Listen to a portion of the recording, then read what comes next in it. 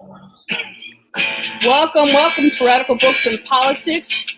It is my pleasure to feature the amazing David Green. Hey, did you see that meme I did this morning? I totally greened it out. My best advertisement. Anyway, it's a pleasure to have him again. He is going to be talking about his debut novel and a book that he currently has for free, which is stellar. So, David, why don't you tell people about you?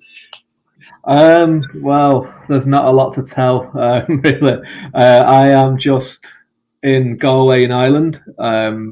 As we talked about last time, grew up in Manchester. I've been writing now for about a year. So yeah, it's been going great. It's crazy, actually. I was writing up my little kind of list. I'll say writing, but I was typing my list of things to do. Nice.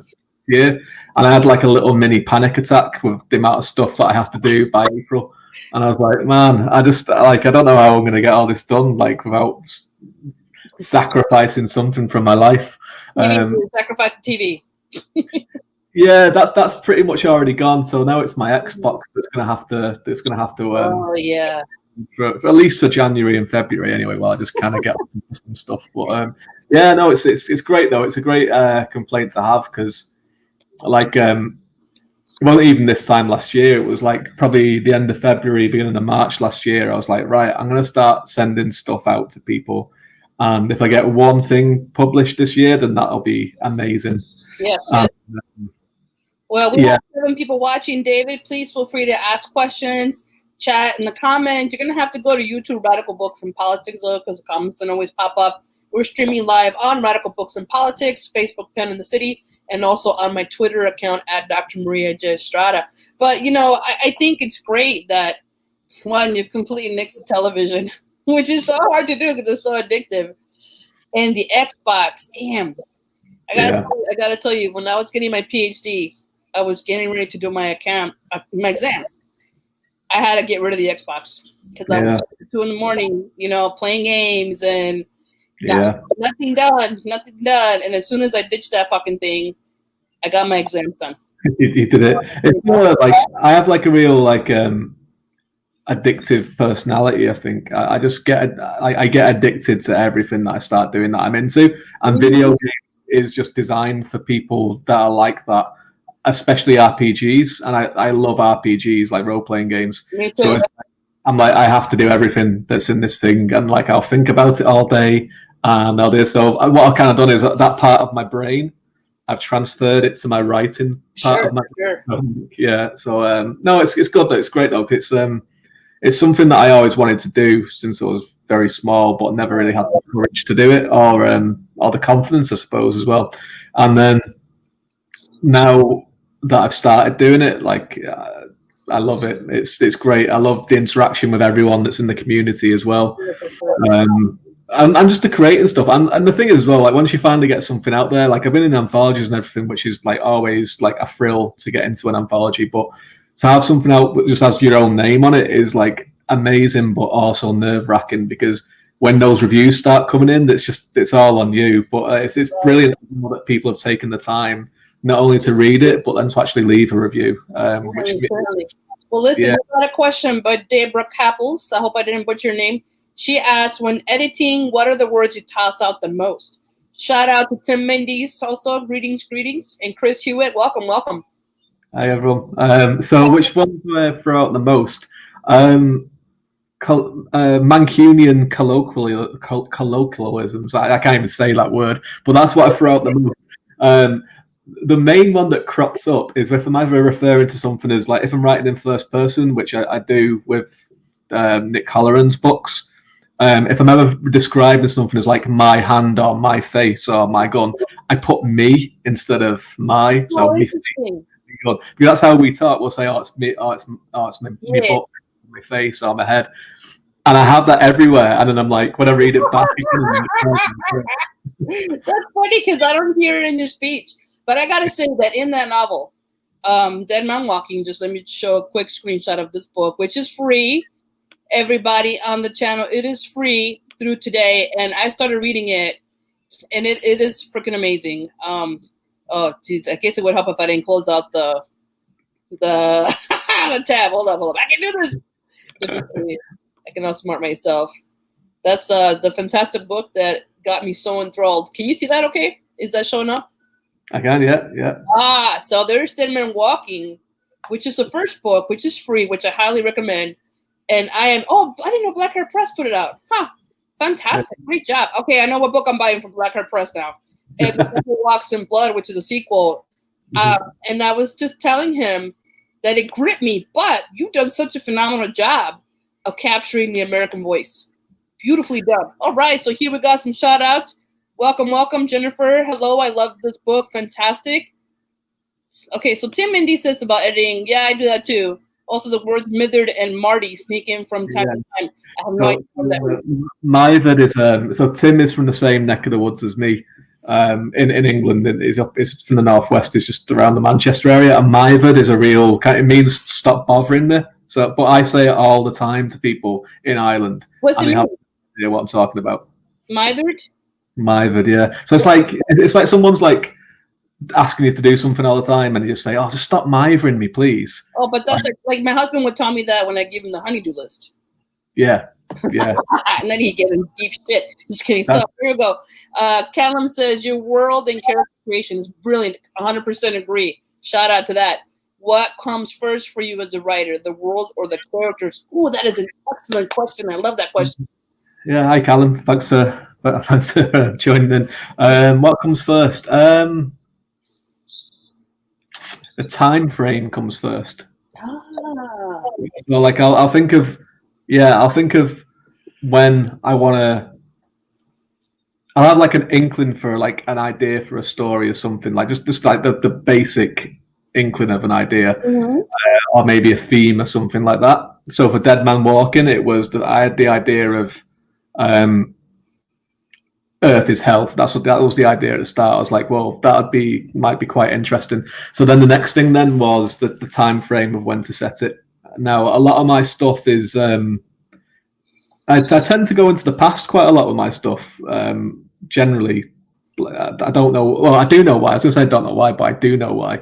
But I do tend to do that. So with Dead Man Walking, I thought, no, I'm not going to do that. I'm going to do it kind of contemporary. Actually, it's set in the future a little bit. Like this story set at 20. Yes. Yeah. So that's what comes first is the setting, and then when it's the setting is kind of like the time frame is kind of done. Then then everything kind of builds from that, and then I decide like how I'm going to write it in terms of what's the POV, and then I decide on the character after that, and then I write the character first, and then I'll kind of do like I'll write like a little background history, and then I might write some little short stories that are just for me that no one ever sees that are about this character, just to kind of get into the heads of them a little bit. Sure. And that's where it comes from, yeah. And it was interesting going back to writing the sequel for this one, because it's the first time that I wrote a sequel to something. So I did a little kind of short story first that was a prequel that's going to come out in a different anthology, actually, from Black Air Press in May. And it was fun just to go back to him to kind of like, because I knew him a little bit better by that point, and it was good to do that before I went straight into the sequel, because the sequel is bigger, it's wider in scope, there's more characters, there's multiple POVs in it as well. So I wanted to try something a little bit smaller before I went into something that was bigger. Sure, that's great, and it's also manageable. So I was just interviewing author Joshua Marcella, who was also doing the prequel as the second book, and he's like you. He's kind of been successful very quickly, right? He's grown into the talent, which is to me is incredible, and I really applaud you for that, and Josh too. But what I said is, writing a prequel takes a lot of skill. It takes mastery to be able to manage different points of view. And so I find that commendable. I can't wait to read that as well. But one thing I teach my creative writing students, and it has to do with character development. And I love this idea of crafting these short stories. I tell them that when you get to know a character, it's like dating.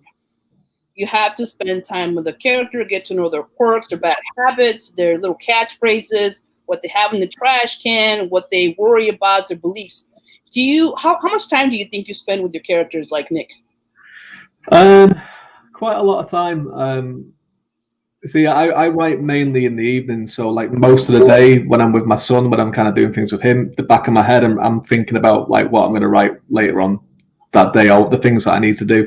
And a lot of that then is I'm just thinking about the characters, and I'm thinking how are they going to react to this situation? How's this going to happen? How's this going to happen? But yeah, you're right. It is like dating, and in this second book, there's a scene where he actually goes on a date. So it was very kind of getting into that kind of thing where it was like because there's a character that's mentioned in the first one, so that called Rosa, who is his like on-off kind of relationship. And so I got that inkling. Yeah. Subtext, like, yeah, that's cool. So they meet in the second book because she's mentioned again the prequel short story. And I thought, well, it's time that they meet. So that was very kind of what would he be like on a date, and it was. I mean, if he wants to get to heaven, my question is he going to have sex to sin technically?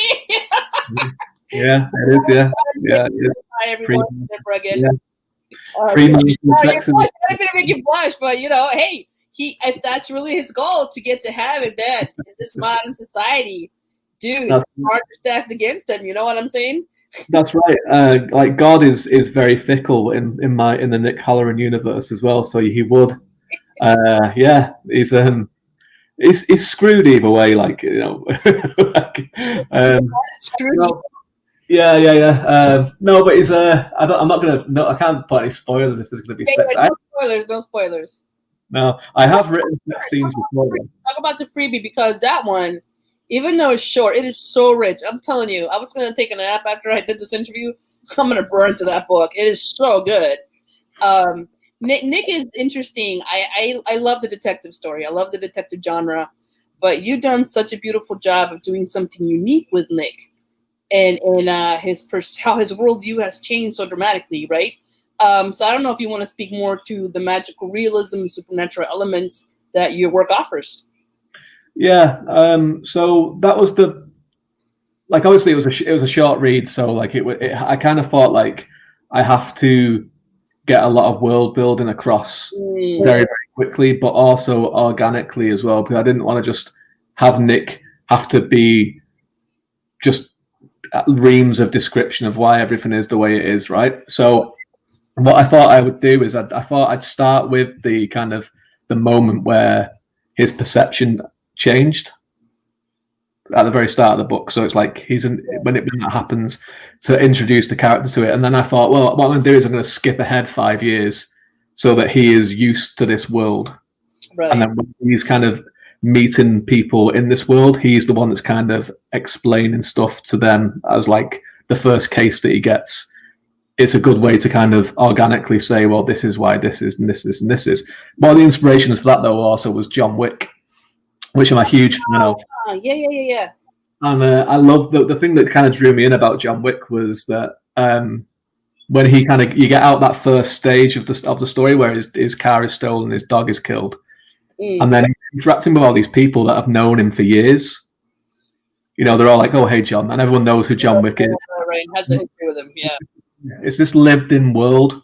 And I thought that would be a good way to kind of get across so much stuff in such a short word count. And yeah, so that was one of the big inspirations for that. And that was one of the big reasons for it as well, because I didn't want to kind of have to have his world change and then just follow the story straight away from that, because it would have been a lot of like him discovering things. It'd be like, I don't know if you've ever read them or watched them, but the Harry Potter films, how Harry Potter finds out he's a wizard, and then the first couple of books are just him like constantly being surprised or blindsided by things that he didn't know about.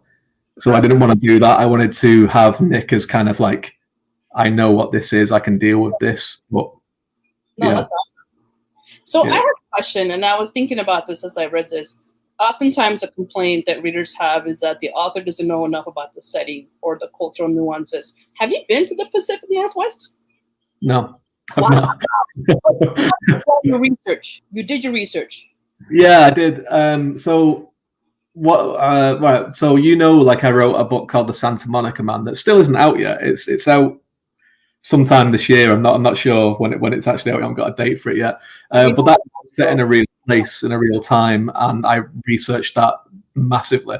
So with this one, what I wanted to do was I wanted to kind of get the feeling of the Pacific Northwest. So like I got that from, I did a bit of research, but also like TV and films like Twin Peaks and other things like that. But what I did then is I made up my own city so that I didn't have to. It's basically Portland, but it is like so. Portland is great.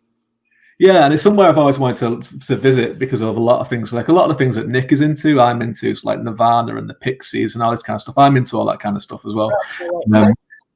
So it was like, it was like kind of, but I didn't want to set it in a real place because I didn't want to have to be like, what's the geography of the place just to get it all correct. So like it was kind of a cheat in a way, but yeah. No, I felt that I've actually lived in the Northwest. I've lived in the Northwest for a while. And I was like, he did his research, right? That's great. So Derek Parr, welcome, Derek. He says, what's the writing process from genesis of idea to the final draft? Do you write truckloads of backstory for characters so you understand them and then never share that info with the readers? Good question. Yes. Yeah, I do. So for some things, for other things I don't. It depends what the project is. Some things I literally just sit down with an idea and just see where it goes, and then just take it from there. With Dead Man Walking, like I had the inkling of the idea, like I said before, and I just kind of like wrote the character, and then I just kind of took him through this journey and just to see what would happen basically, and kind of made it up a little bit as I was going along, chapter by chapter. With the sequel, I plotted the whole thing out beforehand, just because I was kind of like, there's things that are already established, right? And so I need to kind of make sure that the things that are established stay established, and that there's a continuity between. Mind for that one when you wrote it. Yeah, like I got the idea for it while I was writing the first one, and the title for it and everything. I had it all straight away. With what I wanted to do, and the actual when I was writing the first one, because this is going to be a series, I don't know how many books are going to be in it, but it will be a series. The overarching plan for the series like kind of formed as I was writing the first one, so the second one had to fit in with that. So I was kind of like, well, I have to plot this one because, but even still, then even within the plotting, there is room for like discovery as well for things. As long as it's not going to like upend what's come before, which is the tricky thing with writing a sequel, because there's a lot of grabbing the book and going back to it and going, okay, what did I do this? What did I say here? Was this the case? And it was like, there was one thing in particular I'd kind of went in a different direction with, and then I was like, hang on, I'm pretty certain that I stated that wasn't the case in the first book. Yeah. So I went back and read it and I was like, yeah, I'm going to have to change all of that. And that does have a huge impact on, the development of plot. So, David, do you want to read part of that book? The first one? Sure, or whichever. Yeah. I mean, let's do maybe part of the book, the first book, and then we'll do a little teaser for the second. Okay. So yeah, I'll just read the first. I'll just read the prologue while it's only a couple. Outstanding. Love the prologue. Yeah. So yeah, we'll go with that. So this is the prologue of Dead Man Walking. Might say life changed the day I died. Can't say I saw it coming, but as I breathed my last, I came to terms with it. A bright light warmed me as I floated above my body. A pang of regret shot through my conscience as rivers of blood slid from 3 bullet holes in my chest, turning the white shirt I wore crimson. The regret grew when a woman raced towards my prone body, pressing her hands and jacket to the wounds, holding the precious blood inside that sack of meat and bones. The light that beckoned me with gentle love stopped calling. I hovered there between life and death, not wanting to go back, but unable to move on. Paramedics arrived on the scene in record time and coaxed my body back to life, an undesired miracle. What happens to a man once he knows God is real? If a stranger had gone left instead of right, I'd have bled out in an alleyway crammed with filth and joined him in the afterlife. On the day I left the hospital, after operations, recuperation, and a bill I'll be paying for the rest of my second life, I discovered hell exists too. We're living there. Awesome. I love that. Just, oh my gosh. And you have these bits of humor weaved in there that I love the part where you said that Nick had talked to Bigfoot. Awesome. That was legit. Loved it. So welcome, Stoph Mary Holtman. I hope I didn't butcher your name. Staff says, Stoffy or Staff? I don't know. Brother or sister or other says, what other hard-boiled noir stories or authors did you look at to find the Charles for Dead Man Walking? I don't know if you were here when he talked about, oh my gosh, what's the name of that film?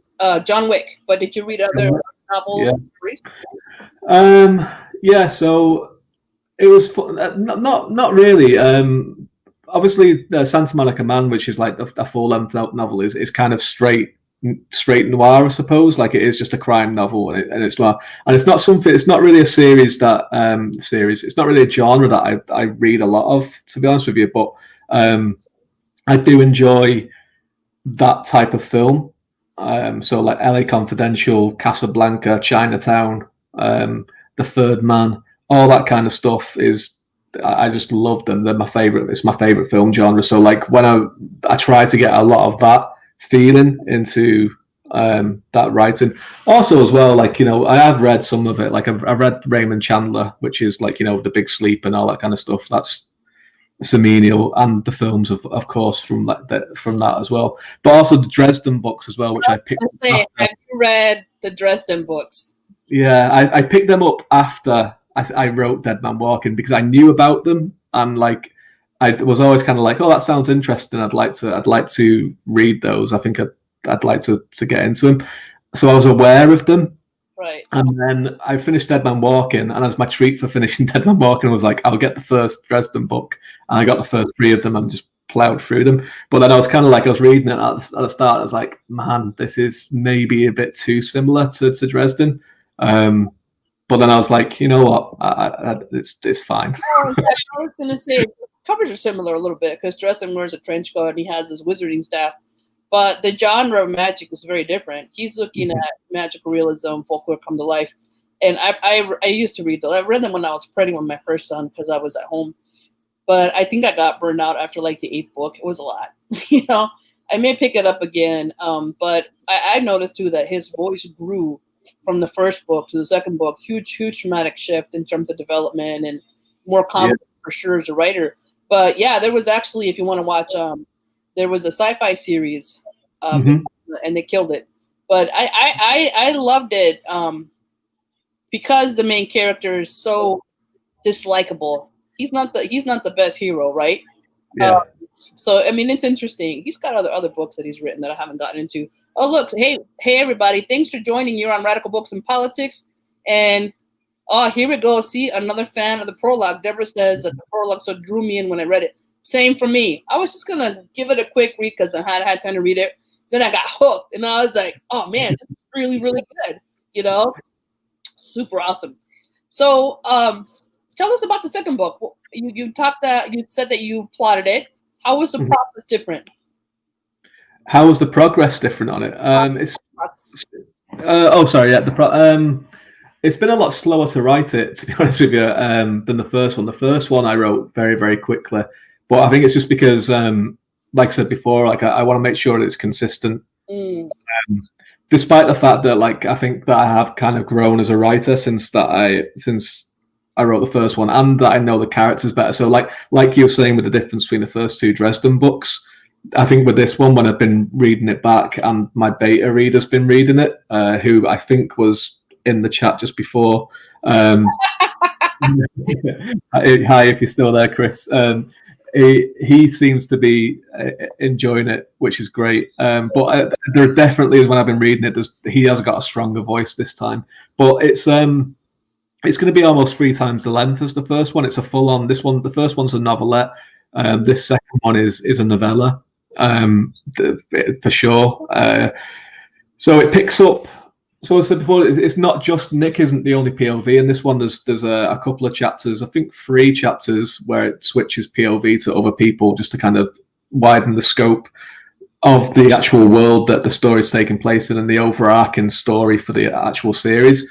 But as well, we go a lot deeper into, so the focus is wider, but then we go deeper into Nick and what makes him tick. So we meet people around him, like Rosa, and some other people that kind of know him very, very well and know his flaws, and we can get to explore that as well. But also as well, the first chapter doesn't. The first chapter is a different POV, but the first chapter that features Nick is a direct continuation from the final word of the first book, so it just picks up straight away.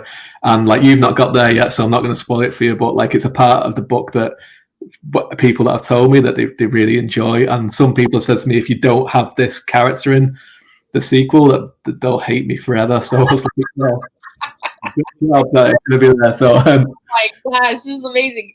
I actually have a question, and then we're going to move on to Callum's awesome question. When you switch points of view between characters, I know Nick is in first person point of view.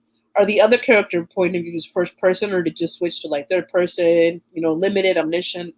Yeah, I did experiment with that at the start, because the first chapter was the prologue of book 2 is from someone else's. It's a character who is in the first book, which from their point of view, and I experimented with changing the POV style for it, and I just thought it's too much of a change. I think it needs to be consistent in the world, but it's also, and I think the way it is, because it's first person and present text, so the action is happening while the right. characters are doing it. It's a great way to kind of get around massive exposition. It's just like, it's the character, you get that thought and feeling of the character. I'm able to show instead of tell a lot better in that kind of way. So I kept it the same, and again, from my beta reader, he had some great feedback for that bit, because I just kind of went into it with some kind of dialogue, and he was just said, it took me a couple of sentences to realize that this isn't Nick, so maybe just changed a little bit in it at the start, just so we know that it's not him. Yeah, no, that makes sense. The reason I ask is I've been working on the novel since I was in my mid-20s, and I've revised it like 4 times. And I hit a wall, which I never hit, but I ended up doing 2 points of view, one in the first person present tense, and the other one third person past tense or something like that. And it is hard, even that. And the reason I did that is because I wanted to distinguish the voices of the two, right? But it's difficult. But so we have a question from Callum. He says, people often ask, which writers inspire you? Which writers can you really not stand? Oh, man. Jeez, who can I not stand? A lot of this kind of comes back to what you had to read at school, I think, isn't it? Like because I don't know how to do it in the States, but in England, like, you were just like given this textbook, and it was like, read all of this, right. And then do countless essays on it. And they've used the word sponge here. What does a sponge mean in all the different types of ways? It's like, sometimes a sponge is a sponge, like it's just a sponge. I think a popular answer is in England is Shakespeare, but like I don't really mind that. The one that I couldn't get into at all was the Canterbury Tales, which I can't. Who wrote that now? Because my mind's gone blank. That's blasphemous. I love the Canterbury Tales. Yeah, well, the funny thing is about the Canterbury Tales, though, is because we just did it so much, and it was like, I think it was because it wasn't finished, and I think it's just the way my mind works. It's just like, it's like, I'm a huge Tolkien fan. I love Tolkien, and I've read the Silmarillion so many times, but in my head, I know that's not the way that he wanted it to be out, because he never finished it. His son finished it off for him.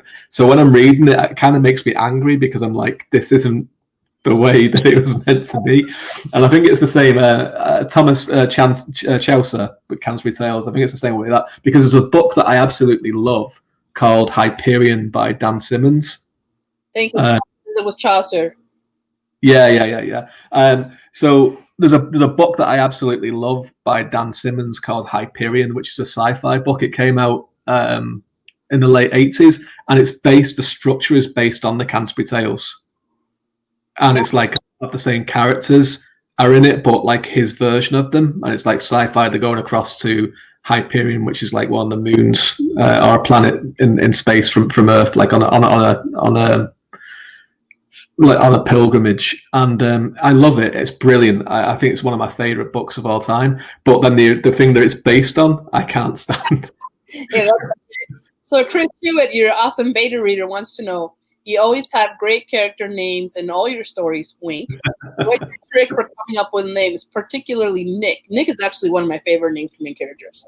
Nick Halloran. Right. Hi, Chris. So the reason he's saying that he likes character names is because he beta reads for me, right? And I give him a really hard time about this, but I send him, it's my own fault because I send him so much stuff. So he sent me something to look at, and it had characters of my names from something I just sent him before. So he'd been reading it. Mostly it just stuck in his head, and I was like, these names look a little bit similar. Hewitt is a legit name. I like that. Yeah. Sounds like a person. Oh, Joshua, welcome. I was just giving you props earlier. Joshua Marcella, author of Scratches, soon to come out with Severed coming on. With Chris as well, before I get to his actual question that I sometimes use stand-in names for characters that I've not quite figured out what I'm going to call them yet. So I used his name one time for something that I was working on. And then I went back and did a find and replace when I figured out the name, but I obviously had changed his name slightly differently. So like this character dies as well. So like when you're reading it, it came to it and he was like, man, you've just introduced me and killed me off in the same sentence. He says that he's never let me forget it. So the names, how do I come up with them? It depends what I'm writing. The kind of one thing that I've noticed is I have very bouncy names. So like Nick Halloran, it's like bouncy, like Nick Halloran. It's like I like to have like 3 syllables in a lot of my names, I think, to get like kind of musical bounce to it.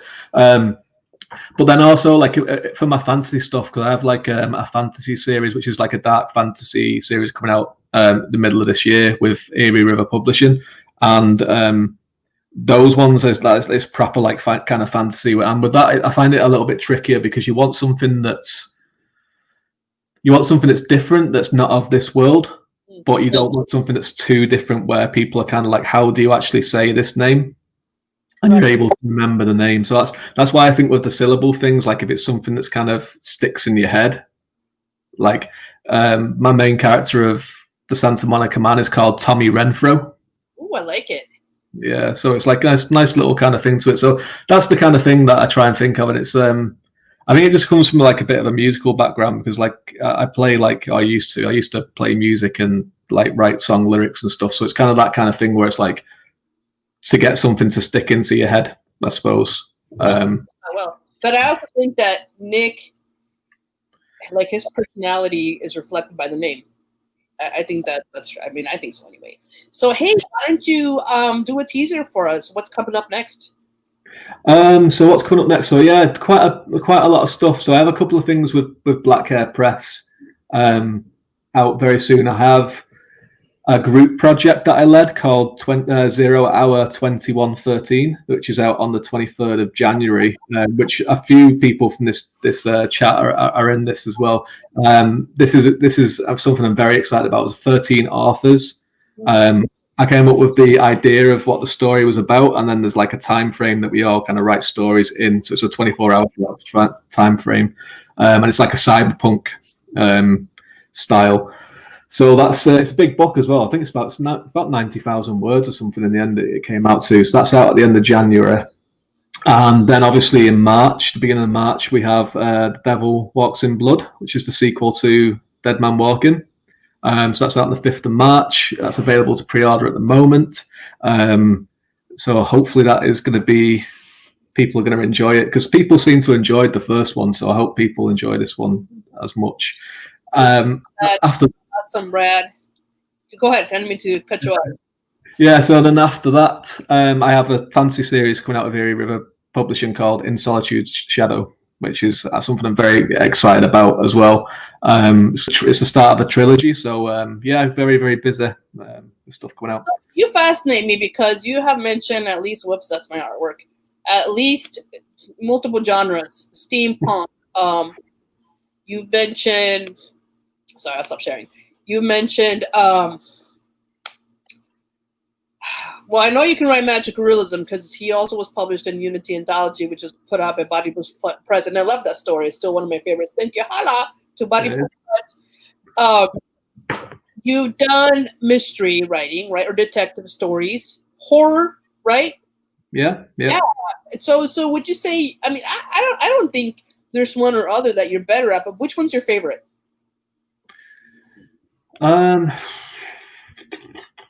Maybe you don't have a favorite. That's probably a jerk question to ask. No, I do. I mean, I have a favorite to read. My favorite one to read is fantasy. To write. To write, it would be. I don't know. There's that one. I might actually. I was going to say to you, I can do a giveaway for this as well. So I don't know if you want to. I can give away a signed copy. Oh, to the yes. Yeah. Like draw the names out of the hat. You know all these people. Yeah. So anyone who kind of like maybe anyone that comments on the video in the next week or so, then we can just do a draw and I can give away a signed copy to someone when it comes. Logistics. Oof. I tell you what. I can handle that. Don't worry. Yeah, I'm just gonna have my kid draw the name out of the hat, brother. Yeah. Wait. Well, yeah, do that. Okay, I can do this. I can multitask. That's a brilliant idea, man. We hadn't planned this, but yeah, let's do a giveaway. I'll advertise it. But how about you email me your name, or I guess I can contact you. I don't know. YouTube's trickier, but if you want to have your name put into the giveaway, email me at bodybluespress@gmail.com and put your name in the hat, and one of the littles will draw it. Or maybe your little can draw the name. Oh, that'd be even better. Hey, yeah. So you want to? I'm sorry. When I asked what was coming to a teaser, I really meant. Can you read as part of The Devil Walks in Blood, a Nick Fuller book without spoilers? Okay, let's see. Well,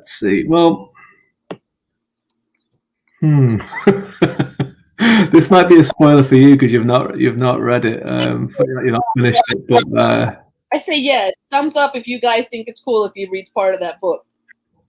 Let me see what I can do here.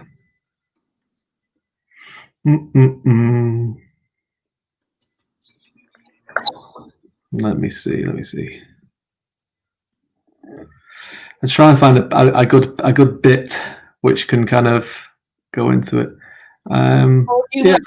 Okay, I can do it. It's a bit that kind of splits between two different chapters, but I think that's okay. It kind of widens the scope of what's going to happen with the book. So yeah, I can do that. If you're happy with it, I'm happy. Dredro says, I really am looking forward to the sequel and draw my name instead of Callum's. All right, let's hear it. Okay, so this is midway through one of the chapters. Okay. I scowl in response, shoving my hands deep into my trench coat pockets. I reckon my bottom lip's sticking out too. We walk in silence, wet grass squelching beneath my feet. Diana doesn't make a sound. The mist's getting thicker. It ain't natural. As my stomach sinks, I'm aware I only have my Ruger 57 on me. A weapon that'll deal with humans and some lesser demons of hell, but not all. I don't even have a slip of iron. Diana, I hiss, pausing and drawing my gun. Stick close to me. My breathing's loud in my ears as I peer through the fog. The temperature plummets, and I wish I'd never stepped foot in goddamn Meadow Park. My fingers grip the alloy steel Ruger, and I bare my teeth in a silent snarl. The stench of rot's thick in my nostrils, and in the distance I hear a ragged breath like a body dragged through gravel. You've not escaped the call, Nick Halloran. I'm here to collect. The voice I recognize, one that sounds like fingernails working away at sandpaper. I curse, louder than I should with a kid present. I turn, spreading my hands out wide, the Ruger hanging loose. It'd have no effect on Charon anyway. Ferryman, long time no see. I give him my best grin. It doesn't affect him. Nothing does. He sees hell in black and white. You're alive or dead, and if you ain't breathing, you're Charon's business. Yeah, we've crossed paths before. You should have died, Nick Halloran. Again, that you live vexes me. Let us see to that. There we go. I'll leave it there. That's awesome. Some good jousting going on in the chat. It's a bugger you, Callum. I sent my email just now. And you had hearts. Says, ooh, I can't wait for this. I'm with you there, Callum. Totally, 100%. Beautifully done. You know, you have this amazing way of pacing the book so that you have, you know, what could be considered horrific images, but balance that with something beautiful. And it's so well done, really, really well done. And I'm going to keep gushing. Yes, agree. Fabulous, Deborah says. Very, very well done. And notice you've also gotten more confident in reading. Yeah, it's weird, like, isn't it? Because like it's one of those things where it's like, yeah, it's the reading thing is like I can do it in person with people quite well, but I don't know why it is when you're doing it on the computer. It's kind of it's easier doing it with you because you're there and I can see you when I'm doing it. But like if you're doing it like when there's no one watching you, it's kind of like I did one for some place recently. That you tape yourself, but look. If you, I mean, we'll talk later, but if you ever want me to help you cut a video, I'd be happy to do it. Yeah, perfect. Yeah, that'd be great. Entertaining, dude. So entertaining. Yeah. Does anybody else have questions? We're about 4 minutes out. You guys have been awesome. You got a good fan base going here, brother. Kudos to you. They're all like they're all great. I mean, all these people are great writers as well in their own regard, and like it's great kind of. Talking with them every day and having fun with them. Like a lot of them, like in the last 9 months, I've become very good friends with, and it's a great community that we have. So I'm really appreciate it. That's why I created Body Blues Press to have that supporter writing family and really put the voices of emerging writers out there. I was going to ask you not to put dirt on dirt, but you are being published by 2 different presses, and are they both independent? Yeah. Yeah, well, 3 different presses actually now. Yeah, so so it's Black Hair Press, Erie River Publishing, and Mimir Press. Nice. Do you find that they're on par with each other? Yeah, I mean, like they're all different. Like like they're all in different territories as well. There's a Canadian one, an Australian one, and an American one. Yeah, it's like the start of a joke, isn't it? There's a Canadian, American. Sure. Yeah, but no, it's great. I mean, I mean, like some people really chase the traditional publishing thing, but like I really do like the indie publishing because you have that kind of one-to-one relationship with the publishers and the editors, and I think it's invaluable. I agree 100%. I love that. I was working with the poet that I just signed out on the cover. And I said, look, bro, I'm the editor. I disagreed because he was making, mistakes that didn't make the cover look good. In fact, I'm going to revise the cover. But just being able to have the conversation with him and talk about colors and fonts and editing the manuscript. I mean, ultimately, he owns the work, right? But this is the kind of relationship I would want to have with an editor because I haven't done traditional. Well, I've done anthology publishing and a few things here and there, but I haven't really. In fact, my experiences with editors hasn't been the greatest because I feel like traditional publishers haven't done the editing they should have done. It's like, bros, come on, So Callum, enough complaining, but I do love writing. So Callum says all artists have a version of imposter syndrome. How have you pushed past that on a daily basis? I haven't really pushed past it. I still I still have it myself. Like I think most of my stuff is just, like I don't really enjoy reading my own stuff very much. But the kind of thing that like helps is having like a good, honest group of people that support you as well, that give you honest feedback, good and bad. And the fact that like people seem to enjoy what I'm doing is enough where it's like it doesn't matter if I don't enjoy what I'm writing because I'm not going to. I'm not reading it. I'm just writing it. Like if more people are enjoying it, then that's great. I tell you what, that's the most deprecating bullshit I've heard a writer say. Come on now, look, you're the master of your work, man. You're writing to excellent, and I see it. But listen, somebody has another question, which maybe you'll feel more comfortable answering. We'll work on that, David. What about show versus tell? I have trouble with this. Yeah, that is one that's something that you just have to kind of learn as you write it. And the thing is to learn to see it yourself when you're doing it. And a good way of doing it is that I've found of doing it is reading other books and just actually looking at it and going, okay. And this is not just like independent publishers or independent writers. It's actually traditional writers. Like I was reading, like I'm a big fan of Joe Abercrombie. and I was reading this new book, and to be honest with you, it's there's quite a lot of it in there where it is like bits where I've been like, well, how you were saying before with the editor, where it was kind of like it's showing rather than telling. Sorry, telling rather than showing in a few aspects. A lot of that is when people, and I do it myself, it's when you try and talk about people's emotions. So like they might say, well, this is making me happy, or I'd be delighted to, and whatever. And if you see that, it's just like get rid of it, and then just try and get it across in a mannerism or in like if you. And I'd practiced a lot with this with the Santa Monica Man, because it was that kind of crime noir kind of style kind of thing where it's all. And if you look at the films and just trying to think of it in a filmic way, is how to get across a character is nervous in a film. They don't just say, I'm nervous. Yeah, for sure. It'll be like tucking the hair back behind the ear. It'll be like doing this with the nose. It might be having a drink to kind of hide their expression. And so it's this kind of thing where it's like, I'll try and put that into dialogue, as particularly as, that I lit a cigarette just to kind of buy myself some time or something like that, because then you get the reader gets across that he's uncomfortable or she's uncomfortable or they're uncomfortable. I agree. That's something that I still grapple with, but that's why I think, there are writers that are really sure within themselves and don't have beta readers. I need my beta readers. Yeah.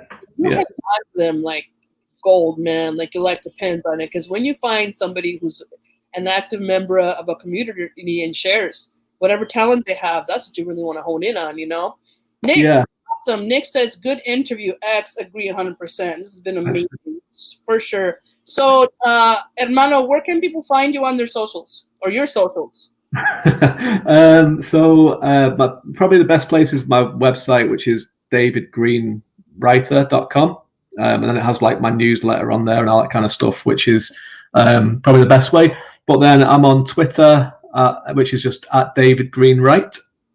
And you can kind of find me on there. Also, as well, just as a little kind of aside, we've launched, a couple of us European-based writers have launched a publishing imprint called Breaking Rules Europe, which is for kind of trying to get some kind of like European folklore story and other things out.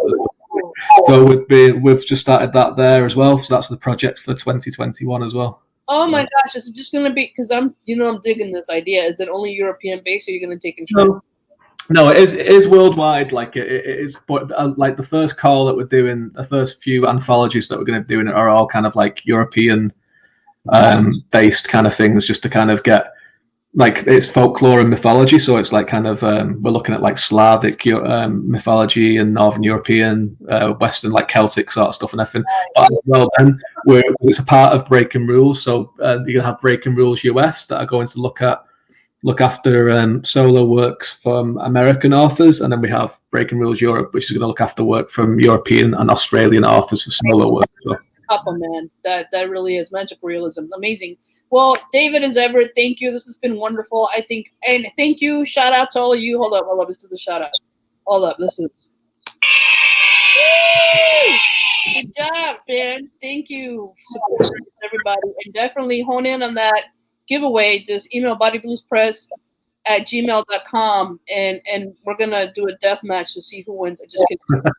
Little boy will pull the winner. So through Friday to Saturday, yeah, as long as you want, yeah. We'll come back in a couple of days. I've learned that it's a key. Listen, this has been amazing. So great to see you. It's always wonderful to have you on the show. If you like radical books and politics, please subscribe, share, like, do all that awesome stuff. And you all seem like you're talented. Come on my show. I'll be happy to have you all. Maybe I recommend of David over here. Hey, do you want to end with a parting wisdom for maybe an emerging writer who's not so confident? Emerging writer, geez, wisdom. words coming out of my mouth. The best thing I ever did was show people your work. Like just have the confidence. I don't mean send it out to a publisher or anything like that, but show someone and get feedback on it.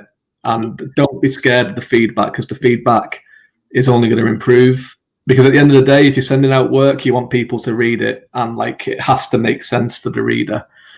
So if you can find a great beta reader, or a couple of great beta readers, or just someone that you trust, show them your work.